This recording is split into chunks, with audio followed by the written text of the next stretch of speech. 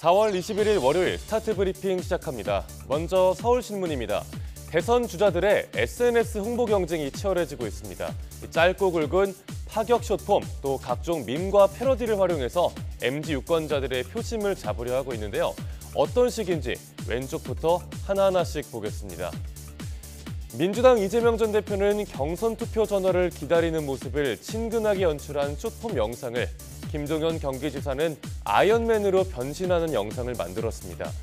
홍준표 전 대구시장은 서열 정리 밈을, 안철수 의원은 일본 애니메이션 러블라이브를 패러디했고요. 나경원 의원은 영화 신세계의 장면을 오마주했습니다. 김문수 전 고용노동부 장관은 오운환 같은 신조어를 쓰면서 팔굽혀펴기와 턱걸이 등 운동 영상을 올렸고요. 한동훈 전 국민의힘 대표는 라이브 방송으로 소통한 내용을 쇼츠로 편집해 올리고 있습니다. 이렇게 각종 밈과 패러디를 활용하는 건 결국 인지도 또 호감도를 높이기 위해서겠죠. 대선 주자들의 SNS 홍보전은 유튜브와 인스타그램, 틱톡 등 다양한 플랫폼으로 번지고 있습니다. 다음 동아일보입니다. 지난 주말 열린 국민의힘 대선 후보 1차 경선 토론회. 어제는 찬탄파와 반탄파가 치열하게 맞붙었습니다. 그런가 하면 토론회에 관심을 모으기 위해서 MBTI 소개, 또 밸런스 게임을 도입했는데 이로 인해서 웃지 못할 촌극이 있었습니다. 다시 태어나면 바퀴벌레와 자동차 바퀴 중에 뭘 고를 거냐는 질문에 홍준표 전 대구시장은 다시 태어날 일도 없고 둘 다 싫다. 또 나경원 의원도 별로 답변하고 싶지 않다고 굳은 표정으로 답을 했습니다. 당 내에서는 예능의 요소를 도입한다더니 당 대선 주자를 희화화시킨다는 비판이 나오고 있습니다. 네, 안철수 의원과 김문수 전 고용노동부 장관 등 다른 경선 후보들도 예능 경선 토론회에 불만을 드러냈습니다. 일반 토론회처럼 진행했으면 더 심도 있게 토론할 수 있지 않았겠냐는 겁니다. 바퀴와 바퀴벌레 질문이 지금 절체절명인 조기 대선판에 굳이 나왔어야 했냐는 지적도 있습니다.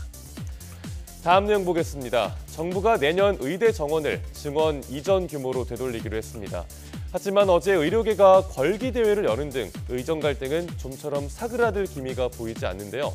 그런데 면허 취소형을 받은 의사가 실제로 자격을 박탈당하기까지는 최대 6년이 걸린 경우도 있었다는 한국일보 기사입니다.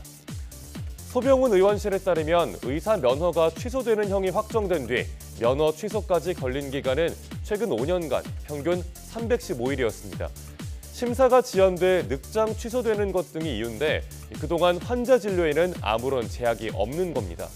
형이 확정된 뒤에 의사 면허 취소의 기한이 따로 없다는 게 문제로 지적됩니다. 면허가 취소되기까지 4년 이상, 길게는 6년 2개월이 걸린 경우도 있습니다. 면허가 취소가 되더라도 재취득의 길이 사라지는 건 아닙니다. 취소의 원인이 된 사유가 사라지고 3년이 지나면 재교부를 신청할 수 있습니다. 최근 5년 동안 재교부를 신청한 의사의 30%는 면허를 다시 취득했습니다.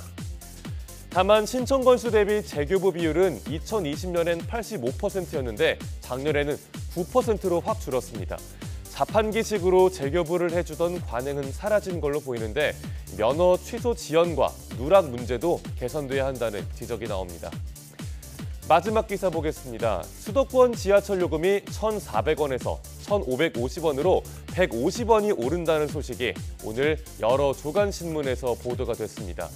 이르면 6월 말, 늦어도 7월 안에는 인상될 걸로 보이는데요. 이렇게 되면 지하철 왕복 요금은 3,100원을 넘기게 됩니다.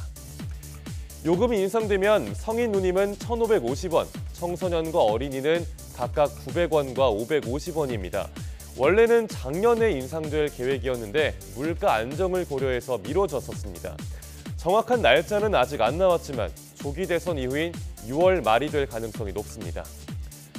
가장 큰 이유는 수도권 철도의 심각한 재정난입니다. 수도권 전철은 연간 1조 2,513억 원의 적자를 냈습니다. 서울교통공사의 지난해 당기순 손실은 전년보다 40%가 늘어난 7,241억 원이고요. 누적 적자는 무려 18조 9천억 원이 넘습니다. 부채는 7조 3,473억 원으로 하루에 붙는 이자만 3억 원입니다. 서울시와 서울교통공사는 무임승차 보전 없이는 적자 해결이 어렵다는 입장입니다. 무임승차로 매년 4천억 원가량의 손실액이 발생해서 구조적 적자가 불가피하다는 겁니다. 초고령 사회 진입에 따라 무임승차로 인한 누적 손실은 최근 10년간 3조 원을 넘어선 상황입니다. 4월 21일 아침 신문 살펴봤습니다. 지금까지 스타트 브리핑이었습니다.